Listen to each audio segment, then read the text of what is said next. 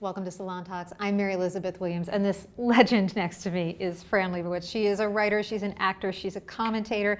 You know her as the author of the Fran Lebowitz Reader, which is seminal text for seminal for generations. You know her from the Netflix documentary series Pretend It's a City. She's a sartorial icon, bringing the classic look to us today. She's currently on tour it's taking you around the country and around the world for the next year, Fran? About a year? Well, I mean, I think I do it all the time. Okay, all right. Not just 1 year. All right, well, let's just say this next year. But this next year, I don't remember. Okay. I think I'm not going back to Europe until next fall. Yes. Okay, which I already have a schedule for then, so. You're going to Australia, You're going to Amsterdam, you're going to Berlin, you're going to Zurich, but next you're going to Brooklyn. That's the next one coming up right away, right? Yes. Fantastic. Right. And the upside of that is no plane. No plane? Right. How are you doing that? Are you going on the Queen Mary in the 1950s? I'm expecting to go by car. I know you can go by subway, but I won't be. Nice. It's the perfect thing. Now, see, as a New Yorker, I love you and I would love to see you, but I'm not going to Brooklyn, Fran. I'm not going to lie. That's okay. It's too big a journey. It's far. I mean, this place, I think, it's called King Theater. I don't know where it is. It's in Brooklyn. Many people do know where it is. I mean, all the people that I know who know where it is are 22. So it must be a youthful venue. I want to ask you about that because you have youthful fans. You were talking about this before. You have young fans. You have people who have been generationally now reintroduced to your work. The Fran Lebowitz Reader just came out in the UK only 3 years ago, became a bestseller. Pretend It's a City. What is it about your younger audience that you see connecting with your writing, connecting with your words, connecting with your stories? I don't know. Okay. I really have no idea. I know, but I have always had a young audience to some extent. The difference really in my audience is the size of it, because it turns out that Netflix is really popular. Like, Netflix is more popular than I think probably every book ever written. And so I always did this. I've done this since I'm 27. But I always did in the United States and Canada. But since Netflix, I do it all over the world. So that's a big difference. The kids, quite a while ago, I noticed that when kids saw me in the street, the main thing they would say to me, well, they say a number of things. But a primary thing is, I wish I'd lived in New York in the 70s. It seemed like it was so much more fun, was it? And I found this like an odd thing for kids to say. So I actually thought about it, and I thought, was New York more fun in the 70s than it is now? I don't know, but I was in my 20s in the 70s. So I do know it's more fun to be in your 20s in the 70s than in your 70s in the 20s. Definitely more fun. But I also, New York in the 70s has now achieved this kind of permanent glamour like Paris in the 20s, and I think really that's it. They want to know about it, And they also are like surprised because of the internet, they see all these photographs and they're stunned by, a lot of times they say, how could all these people know each other? How could you all be in this room? And what they don't understand is how small these worlds were then. They were really small. The New York art world fit into one restaurant. And it was called the New York Art World. Now it's called like the global art market. And of course it doesn't fit anywhere, except in a bank. And so I really think that's a big part of it. I think also, lots of times they ask me what to do. Fran, I don't know what to do with my life. What do you think I should do? And really, truthfully, I think, what do I care? But, their parents, kids that age, their parents paid so much attention to them that they think all old people care about them, But I think, do whatever you want. What do I care? Although, truthfully, when you hear, about the future of the planet, the first time I heard, like on the radio, I heard on the radio, the what? Look it up. I heard like a reporter say, by 2050, we'll be out of water. And I froze in terror until I realized, I'll be dead. I don't care. And I have no children. I don't care. So when they say things like, I'd like to be a filmmaker, but I'm also a very good musician, they're they seem to be quite confident in their abilities. What do you think I should do? I think, I don't know. But if I was your age, I'd look for water. Because apparently we drank it all. I don't even know what happened to it. But apparently it's gone. It will be gone. So yeah, just go look for water. And also, if you're worried about your creative career, don't worry, because in 25 years the planet's not going to exist anyway. So. That's what it seems like. Really, there are bigger things to worry about. Yeah, lots bigger things. I want to ask you, when you say people ask you about that time in your life, that era when they're reading your books. I'm really curious because I was reading your book again recently, looking through some of your old essays, and I realized it'd been so long since I read it. When was the last time you read something you wrote? How often do you go back and revisit? Never. Never? No, never. I mean, sometimes people show me stuff, or they tell me things. Never. I never look at things that I wrote. I never watch myself. I never listen to myself. I don't read anything about myself. I lost interest in myself. You can only think about one person for a certain amount of time, even if that person's you. So I think I don't care. And also when I have my photograph taken, which I hate, which I've always hated, even when I was young, and now of course I hate it more. Photographers are always saying, I'm just trying, because it takes so much time, just trying to get a great picture. I always think, well then you should call me the 70s. Okay, so let's snap this up. But when they say, do you want to see the picture? No, I don't. I don't ever look at this stuff. You don't look at the stuff, you don't look at your pictures. You also very famously don't have a cell phone, don't have a laptop. I have to tell you, Fran, there's a lot about that sounds wonderful to me. It's not like you're not engaged. You read the paper, you listen to the radio, you listen to the news, you know what's going on in the world, but you don't have a cell phone. Tell me what's great about not having a cell phone. Well, I don't know, because I never had one. I mean, not having a cell phone was not like some deliberate decision, okay? Because cell phone is, not the first thing they invented like that. The first thing they invented like that I'm aware of, that you would have in your house, the first computer, say, was called a word processor. And a friend of mine who's a screenwriter got one. And she said, this thing's fantastic, you have to come and look at this. So I looked at it, and I thought, well, this is just a very fast kind of typewriter, which is all it was. There was no internet then. And I thought, I didn't have a typewriter. I didn't know how to type. And I thought, I don't need this fast thing, which I don't know how to use. I mean, I write so slowly, I could write my own blood without hurting myself. So I said, I don't need this. Now, of course, I didn't know the entire world would go into a little machine, but it did, and I just still don't know how to type, and I just don't care. It really angers people, though. I mean, especially people I know. People are furious at me. I can't reach you. I think, so what? Who am I? I mean, truthfully, if you have a real emergency, I can't help you. I have no skills. In other words, I'm not like the head of trauma brain surgery at New York Hospital. Let me give you a list of people that you should call if there's an emergency. I'm not on the list. So I don't care if people can't reach me, and I don't really care if I can be in constant touch with people. It doesn't bother me, but it does bother everyone else. But what does bother me is people think it's some kind of moral stance. It's not. It's happenstance, really. Had to do with typing. And when you say that, people get angry and you say you don't care about that, I've read so many interviews where people will say, well, do you care about what people say about this, or do you notice that people say that? And your response is always, I don't care. I don't care what people think about me.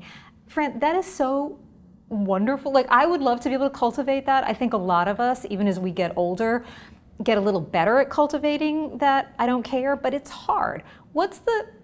How does one do that? How does one not care or get to that place of not caring? Because a lot of us care too much. Well, I don't mean I don't care what people think of me, that people that I know, what people think of me as a person. I am a human. I mean, I don't care what people think about what I think about things. I don't care if you agree with me. I don't care if anyone agrees with me. You don't agree with me, so what? And that I've always had. Okay, so, all right, I think this, you think that. And it does anger people, and I think that is also surprising because it really doesn't matter. Unfortunately, it doesn't matter what I think. I'm not in charge of anything. I would like it to matter. I'm the President of the United States, and it really matters a lot, my opinion. But I'm not the President of the United States, and so it doesn't matter. I don't have any power, and so people shouldn't get so angry at me, although they do. But I don't understand why anyone cares what people think about what you think, but a lot of people do. I mean, and people always have. And now I understand, say, a politician because they need people to agree with them. But most people are not like, say, a senator, although it seems like anyone could become one. But most people don't have that kind of power. So I think people should just stop thinking about it. And I love that, and I'm going to try and cultivate that. I'm still working on it, Fran. But you also talk a lot about, I think of you as such a quintessentially New York person, and I think being able to kind of not care or to be able to coexist with other different opinions is a very New York thing. Now you're going on this tour, you're embarking on all of this travel. When you leave New York, What do you miss about it? Because you're New York City, Fran. You know, I miss everything about New York. You know, in other words, like no matter, and there's lots of great cities in the world. There's not lots of great cities in the United States, though. In the United States, there's only one other city. That's Chicago. Okay. San Francisco? San Francisco's a village. L.A.? LA is not dense enough to be a city. You know, I mean, so there are things I like about these places. You know, but a real city to me, New York and Chicago. That's it. And the other places are either too small or they're too adorable. San Francisco. Philadelphia is not adorable. No, still, Philadelphia's pretty. I like Philly. I really like Philly. You know, but it's so close to New York that if you want to live there, you could live in New York. I know it's less expensive. This is, you know, but every place is. All right, every place is less expensive than New York. But it's not my fault New York's so expensive. I would prefer it less. You know, so but really, where I want to go home. All right, so, I mean, you know, I travel all the time. I've been doing this for years and years, and you know, people think, where are you going on vacation? Home. That's where I'm going. Home. You know, so I was standing in front of my building at 5 in the morning with luggage, and someone who lives in my building was coming in from the gym at 5 a.m. Of course, she's a banker. And she goes, oh, you're going on vacation? I said, no. When you see me standing in front of the building with my luggage, I'm going to make money. When you see me coming in, I'm coming to spend it. I spend it here. It costs so much to live in New York that you have to spend all your time paying rent. But you're boosting our economy, for which I thank you, Fran. Yes, that's my main. But I mean, you have said that other places are so much easier. There's so much that's hard about living in New York. There's so much that's challenging about living here. And I read an interview recently where you said, you know, you don't go to museums anymore, you don't go to movies anymore. And the answer you gave was your fellow man. I go to museums. Okay. I've not gone to the movies in a movie theater for a long time. But generally, I might go once in a while, and I used to go all the time. Yes, and it's because of my fellow man. It's how the way people behave in movies, okay? People behave in movies like they're home. In fact, people behave everywhere now as if they were home, okay? They have no sense that I'm not in my own living room, maybe I should put on long pants. You know, I'm not in my living room, maybe I shouldn't be talking, sharing my opinion of the movie with everyone else here. That's what keeps me out of those places. Museums, yeah, I mean, I still go to museums because there's no substitute for that. You know, I try to go to museums when they're closed, which is sometimes a possibility.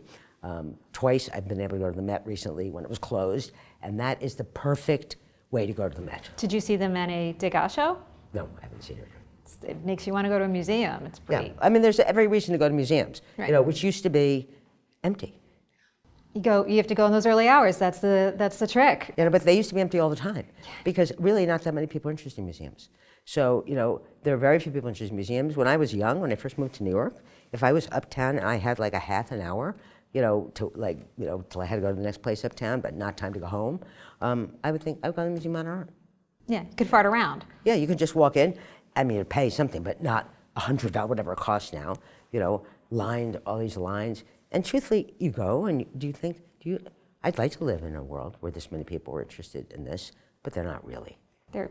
Okay. It's different. Fran, I want to ask you one other thing, because I read an interview, I was doing research for this, and I read an interview you did with W in 2016, where you said, I don't believe Donald Trump will become president because I don't believe there are that many morons in the United States. There are, turns out. Turns out there are. Right. I mean, there's 3 events in my lifetime that I remember every second of the event from the time it occurred. And one is the assassination of John F. Kennedy, one is September 11th, and the third is the night Donald Trump was elected. Because, first of all, yes, I spent the year prior to the election going around the country telling thousands of people, 0. He has 0 chance. And I said that because I believed it. You know, it never occurred to me. It was a joke. You know, so I was really shocked, and like for at least 3 or 4 months after that election, every time I walked out of my apartment, people screamed at me, you were wrong, you were wrong. I know, I'm sorry, believe me, I'm sorry. Like, I was sorry I was wrong, I was sorry what that meant that I was wrong. And truthfully, you know, if you'd only been wrong one time in your life, that was not the time to be wrong. You know, so no, I did not believe that there were that many people who would, you know, a friend of mine right before the election said, you know, he could win. I said, that is just absurd. She said, you know, you don't understand this country because you don't watch reality television. I said, that's ridiculous. Now, I heard of the television show, but I never saw it. That's true. But I never saw any reality television.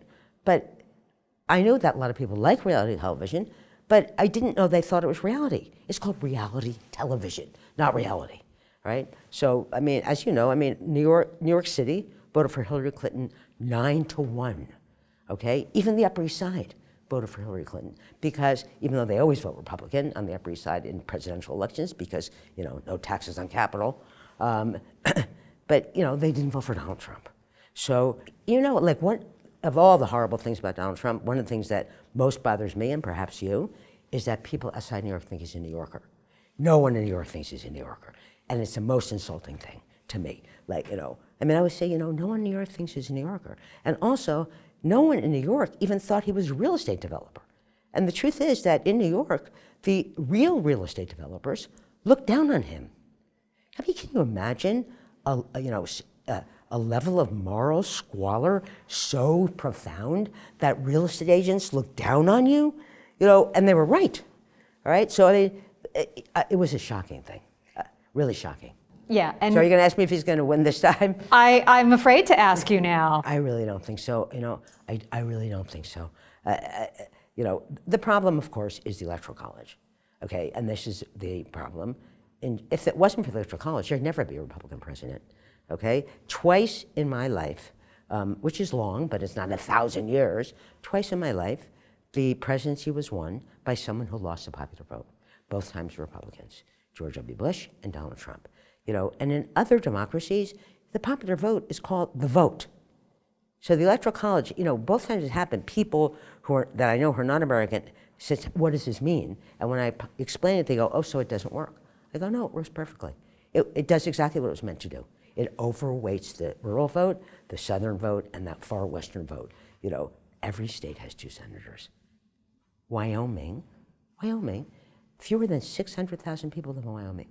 They have 2 senators. 600,000 people, that many people live in my building. My building should have a senator. You know, it is absolutely not representative. You know, these people represent acreage. You know, because when you look at these maps, Wyoming is like gigantic, you can't believe it, but there's no one there. It's just empty. You know, so that's the way they can win, but otherwise they couldn't win. All right, Fran, from your lips to the Electoral College's ears, Fran Lebowitz, thank you so much for your time today. What a pleasure. We can watch you all over the country, all over the world, even though I'm probably still not going to Brooklyn. Thank you, Fran. All right, thank you.